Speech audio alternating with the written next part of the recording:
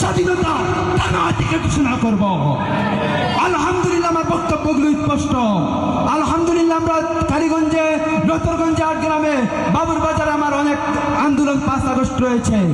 প্রিয় সংগ্রামী উপস্থিতি, সারা দেশে ইসলামী ছাত্র আন্দোলনের বাইরা শহীদ সহ যারা শহীদ হয়েছেন প্রত্যেককে স্মরণ করতেছি, রুহের আত্মার মাগফিরাত কামনা করছি।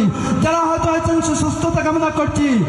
আর সরকার পক্ষকে, রাষ্ট্র পক্ষকে জানিয়ে দিতে চাই, বৈষম্য বিরোধী ছাত্র আন্দোলনকে মাইনাস করে, এদেশের ছাত্র সমাজকে মাইনাস করে রাষ্ট্রের কোনো সিদ্ধান্ত ছাত্র সমাজ, দেশবাসী মেনে নিবে না, মেনে নিবে না, মেনে নিতে পারে না।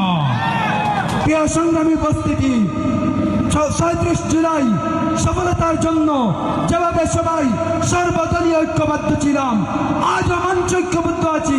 জকিগঞ্জকে একটি কল্যাণ জকিগঞ্জ হিসাবে উপহার দেওয়ার জন্য জকিগঞ্জবাসীকে সকলের কাছে ঐক্যবদ্ধ থাকার উদাত্ত হবে।